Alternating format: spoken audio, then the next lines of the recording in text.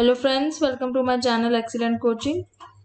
MA का block 1 unit 3 करेंगे आज स्टार्ट। कॉग्निटिव साइकोलॉजी 001 का यूनिट 3 का नाम है neuro psychological basis of learning and memory.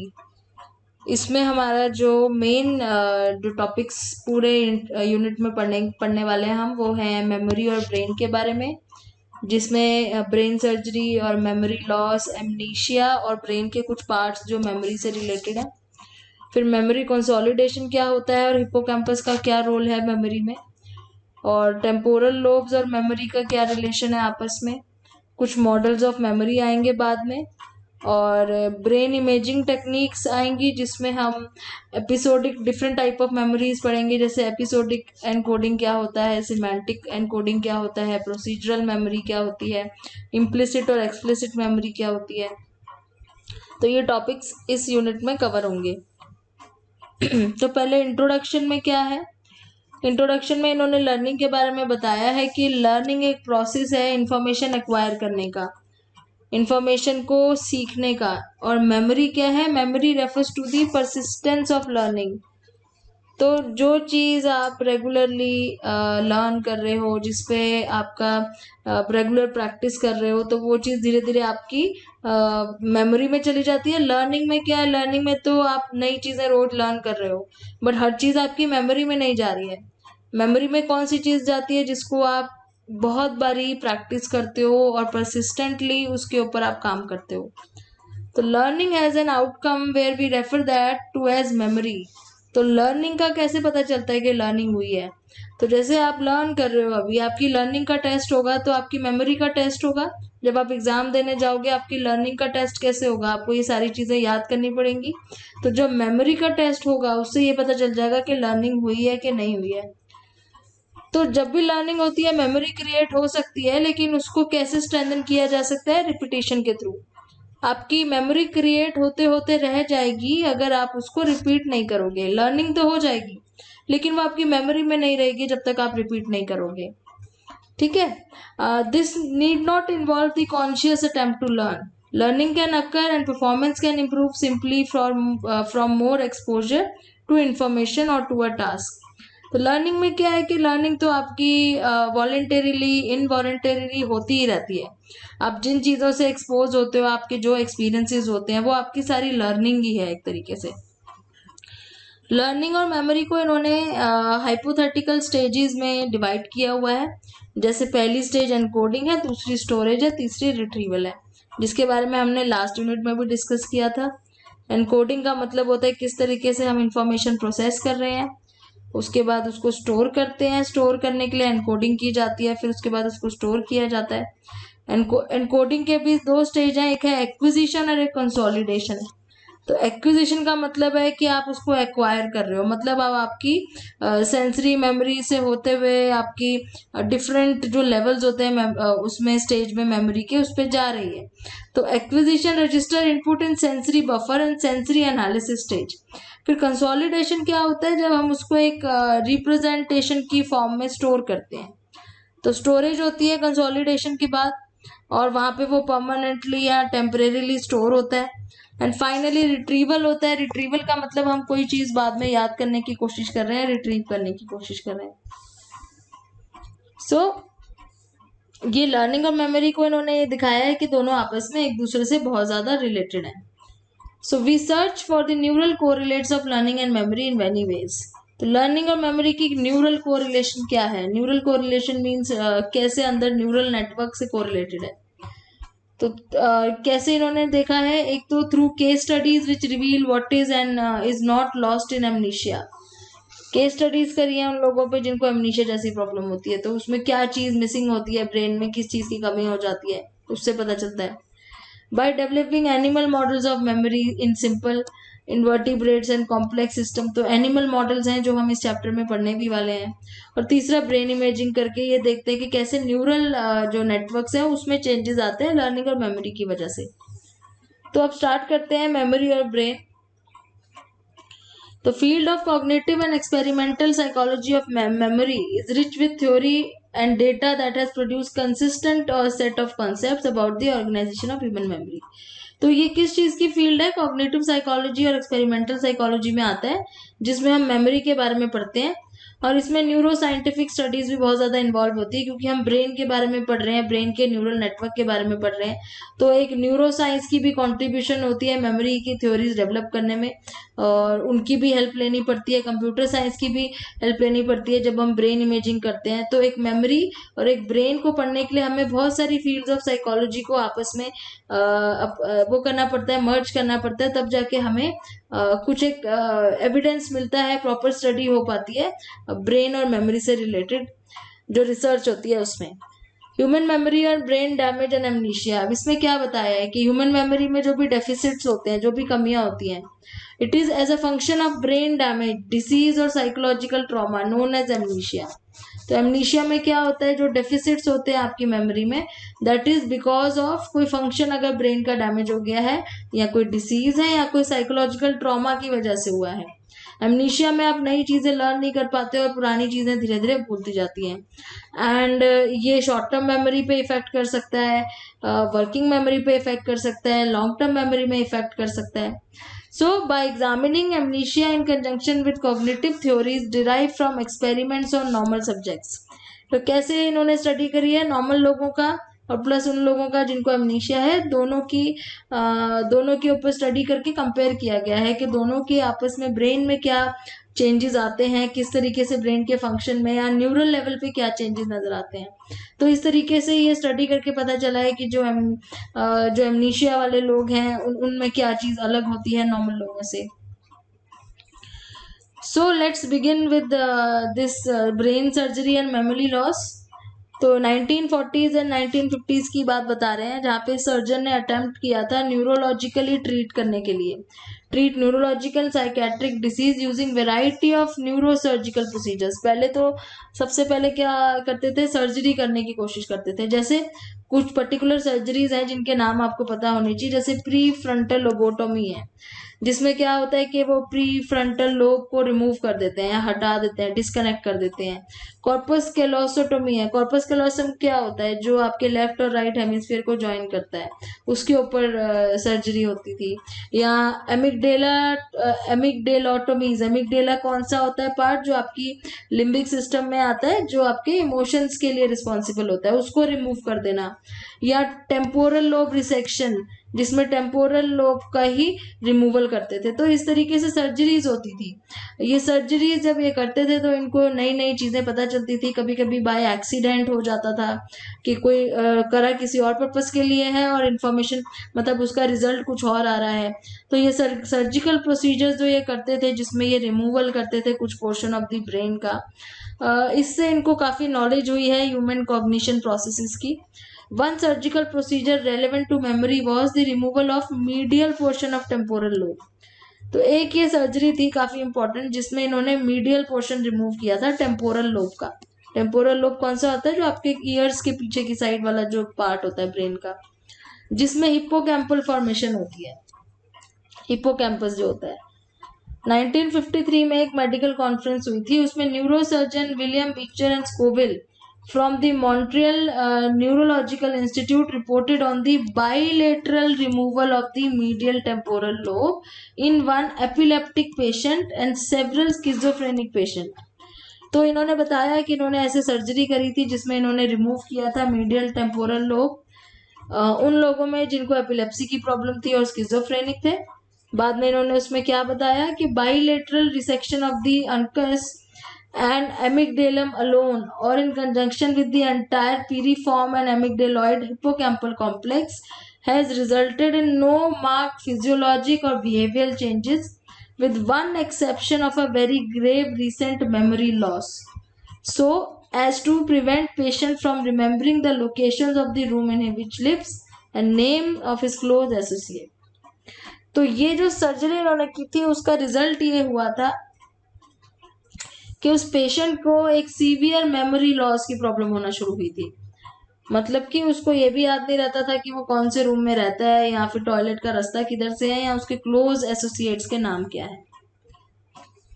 Scoville and उनकी जो साइकोलॉजिस्ट उनके साथ Brenda मिलनर did the neuropsychological examination of 10 patients. Neuropsychological examination किया 10 लोगों पे, उनको फिर क्या मिला उसमें, they found that memory impairments in the patient having medial temporal lobe resection as a part of their treatment were in relation to how much of the medial temporal lobe was removed. एक चीज तो ये पता चली कि medial temporal lobe का किसी ना किसी तरीके से रिलेटेड है मेमोरी फॉर्मेशन में। दूसरी चीज ये पता चली कि कितना पार्ट रिमूव हो रहा है उस पर भी बहुत चीजें डिपेंड करती हैं। इसमें दिखा है कि only bilateral resection of the hippocampus resulted in severe amnesia. तो हिप्पोकैम्पस जैसे कि आपको इस पिक्चर में दिख रहा होगा, यहाँ पे एक पार्ट है हिप्पोकैम्पस ब्रेन का, तो इसका बायलेटरल रीसेक्शन करने से बहुत ज़्यादा सीवियर एमनीशिया की प्रॉब्लम नज़र आने लग गई। लेकिन अगर इन्होंने एक पेशेंट में entire right medial temporal lobe ही हटा दिया, एंटायर राइट साइड का मीडियल टेम्पोरल लोब पूरा रिमूव करा, जिसमें हिप्पोकैम्पस और हिप्पोकैम्पल जायरस आते हैं, तो वहां पे क्या हुआ, no residual memory deficit was found, तो कोई ऐसा मेमोरी डेफिसिट नहीं मिला। But interesting patient was the young man who had an bilateral medial temporal resection. तो इसमें जिसका बाइलेटरल मीडियल टेम्पोरल रिसेक्शन था, जिसको एमनीशिया हो गया था, मेन इनका जो था इंटरेस्ट उसमें था। तो जो हमने पहला केस ये वाला देखा है एमनीशिया वाला, जिसमें क्या किया था, bilateral resection of the hippocampus किया था, जो हिप्पोकैम्पस पार्ट है उसका बाइलेटरल रिसेक्शन किया था। तो उसमें इनको ज्यादा इंटरेस्ट था क्योंकि उसमें उसको सीवियर एमनीशिया की प्रॉब्लम हो गई थी। ये आपको कुछ पार्ट्स यहाँ पे नजर आ रहे होंगे, ये मीडियल व्यू है ब्रेन का, बीच में से दिखाया हुआ है आपको कट करके। तो यहाँ पे ये हिप्पोकैम्पस का एरिया है, पिट्यूटरी ग्लैंड है उसके पास ही, एमिगडेला यहाँ पे है, हिप्पोकैम्पस है। तो ये थोड़े बहुत आपको पार्ट्स पता होने चाहिए। ये मेड्यूला है जिसको ब्रेन स्टेम, जो स्पाइनल कॉर्ड होती है वही जब ब्रेन में एक्सटेंड होती है तो मेड्यूला बोला जाता है। फिर उसके साथ पॉन्स है। थैलेमस जो होता है वो हमारे सेंसरी इंफॉर्मेशन के लिए रिस्पॉन्सिबल होता है, और हाइपोथैलेमस है, फिर यहाँ पे पिट्यूटरी ग्लैंड है। तो ये सारे इंपॉर्टेंट पार्ट्स हैं जो आपको पता होने चाहिए। अब केस ऑफ एचएम है जिसके बारे में बात करनी बहुत ज़रूरी है जब मेमोरी की बात कर रहे हैं, क्योंकि ये बहुत ही एक स्पेशल केस है एचएम का। ये वो पर्सन है जिसका नाम इन्होंने शॉर्ट में एचएम दिया हुआ है क्योंकि कॉन्फिडेंशियलिटी की वजह से। तो एक ये था जिसको एक एपिलेप्सी की प्रॉब्लम थी, एपिलेप्सी की प्रॉब्लम थी काफ़ी सालों से, बचपन से, जब से वो टीनेजर था। Over the years, his physician had treated him with the available drugs to minimize his seizures. तो दौरे पड़ते थे तो उनके लिए दवाइयाँ चलती थी इनकी, पर धीरे धीरे दवाइयों का असर होना बंद हो गया। जब वो अपने 20s की एज में थे, उन्होंने सोचा कि अपना थेरेपी या कोई सर्जरी कराई जाए जिससे हो सकता है कि परमानेंट एक रिलीफ मिले एपिलेप्सी से। So neurologists knew that many seizures oriented in the medial portion of temporal lobe. अब क्या था कि सबको पता था न्यूरोलॉजिस्ट को कि मीडियल पोर्शन है जो टेम्पोरल लोब का, वहीं से ये सीजर्स की शुरुआत होती है। तो उन्होंने क्या किया, it was also becoming increasingly clear that surgically removing the brain region in which the seizure activity originated, so called the seizure focus, could help the patient with epilepsy. तो उन्होंने सोचा कि वो ब्रेन का पार्ट ही remove कर दिया जाए जहां से सीजर की शुरुआत होती है। तो the decision in HM case was to remove his medial temporal lobe bilaterally in order to in a procedure called temporal lobectomy. तो लेबेक्टमी में क्या किया, इन्होंने डिसाइड किया कि उसका वो पोर्शन ही हटा दिया जाए जहां से सीजर्स की शुरुआत होती है, जो कि एक टेम्पोरल लोब का मीडियल पार्ट है। क्या हुआ सर्जरी के बाद, उसकी जो एपिलेप्सी की प्रॉब्लम थी उसमें इम्प्रूवमेंट आई, सर्जरी एक तरीके से सक्सेसफुल रही, both with regard to his surviving and risk associated, मतलब सर्वाइव भी करा उसने और साथ में कुछ ऐसा रिस्की कुछ और साइड इफेक्ट्स भी उनको नहीं दिखे। हाउएवर धीरे धीरे क्या हुआ, उनको रियलाइज होना शुरू हुआ कि कुछ और प्रॉब्लम्स, कुछ डिफिकल्टीज हैं जो एचएम अब फेस कर रहा है। For example, a year and a half after the surgery, which was performed in September 1953, HM displayed clear problems with his memory. अब क्या हुआ, मेमोरी के साथ प्रॉब्लम होना शुरू हो गई. HM was 29 year old. He reported his age to be 27. जब वो सर्जरी के बाद 2 साल बाद 29 years old का हो गया था, वो अपनी एज 27 years बताता था. HM would say he did not remember ever meeting certain individuals even when he actually spoke to them. जिनसे उसने कुछ मिनट पहले ही बात करी होती थी, वो कहता था मैं उनसे कभी नहीं मिला. उसको याद नहीं रहता था कुछ मिनट पहले की भी चीजें, तो उसको जो एमनीशिया की प्रॉब्लम थी वो होनी शुरू हो गई थी. तो इसका मतलब जो सर्जरी डॉक्टर्स ने करी थी एपिलेप्सी को रिमूव करने के लिए, उससे एक ये मेजर प्रॉब्लम जो उसको हुई एचएम को, वो एमनीशिया की होनी शुरू हो गई. So HM did not have the kind of amnesia one sees depicted in television shows or movies, where the character had total loss of prior memories. तो ये कह रहे हैं कि कुछ ऐसा एमनीशिया नहीं था कि उसको पास्ट का अपना पूरा भूल गया. पास्ट उसको याद था, जब तक वो 27 years का था, जब तक सर्जरी नहीं हुई थी, तब तक का उसको याद था. Indeed, HM knew who he was. उसको पता था वो कौन है, और उसके पास्ट की काफी सारी चीजें अपनी याद थी सर्जरी के पहले की. लेकिन सर्जरी के बाद उसकी लॉन्ग टर्म मेमोरीज बननी बंद हो गई. So formal neuropsychological tests were performed on HM to establish a nature of his cognitive deficit. फिर और उसके ऊपर टेस्ट हुए जिससे ये चीज पता चली कि क्या कॉग्निटिव डेफिसिट्स हुए हैं उसके ब्रेन में. These tests showed that his intelligence was well above the normal after the surgery. तो पहली चीज तो ये पता चली कि उसकी इंटेलिजेंस लेवल जो था वो नॉर्मल से ज्यादा ही था सर्जरी के बाद. उसको कोई परसेप्चुअल प्रॉब्लम नहीं थी, लैंग्वेज प्रॉब्लम नहीं थी, परसेप्शन परसीव करने में कोई प्रॉब्लम नहीं थी, लैंग्वेज में कोई प्रॉब्लम नहीं थी, उसकी पर्सनालिटी में कोई चेंज नहीं आया, मोटिवेशन में कोई चेंज नहीं आया. लेकिन जब उससे मेमोरी टेस्ट लिए गए तब वहां पे उसने बिलो नॉर्मल स्कोर किया. तो क्या हुआ, इसका मतलब जो बाइलेटरल रिमूवल हुआ था उसके मीडियल टेम्पोरल लोब का, उसमें मेमोरी में कुछ ऐसी प्रॉब्लम्स क्रिएट कर दी कि कॉग्निटिव, जैसे कि produce a highly selective deficit in his memory. So HM had normal short term memory. Short term memory उसकी नॉर्मल थी, जैसे कि जो सेंसरी मेमोरी होती है, वर्किंग मेमोरी होती है, वो उसकी नॉर्मल थी. बट जो लॉन्ग टर्म होती है, जिसमें परमानेंटली स्टोर करते हैं हम अपनी इंफॉर्मेशन, उसमें प्रॉब्लम आनी शुरू हो गई थी. So the transfer of information from short term memory to long term memory was disrupted. तो क्या पता चला इससे कि जो इन्फॉर्मेशन हमारी शॉर्ट टर्म मेमोरी से लॉन्ग टर्म मेमोरी में ट्रांसफर होता है, वो वाला जो काम था उसका वो डिस्टर्ब हो गया था, वो फंक्शन जो ब्रेन का था वो डैमेज हो गया था. आपको देखो यहाँ पे दिखाया हुआ है इन्होंने, ये फ्रंटल लोब है ब्रेन का, ये वाला पार्ट है जो, ये प्री फ्रंटल है, उसके भी सामने वाला टेम्पोरल लोब है साइड में, ये जो कानों के पास होता है, जहाँ पे ऑडिटरी सेंसेशंस के लिए जो रिस्पॉन्सिबल होता है. ये ऑसिपिटल लोब है जो विजुअल सेंसेशंस के लिए होता है, इसको पेराइटल लोब बोलते हैं. और यहाँ पे आपका सेंसरी मोटर एरिया होता है. तो ये मेजर पार्ट्स हैं जो आपको हमेशा याद होने चाहिए ब्रेन में किस साइड आते हैं. तो ये था हमने जो पढ़ा कि कैसे एक पर्टिकुलर सर्जरी की वजह से एक पेशेंट को, जिसका नाम HM है और वो बहुत ही फेमस पेशेंट है, तो उसके अंदर एमनीशिया की प्रॉब्लम शुरू हो गई. फिर आगे चलते हैं, amnesia in the medial temporal lobe.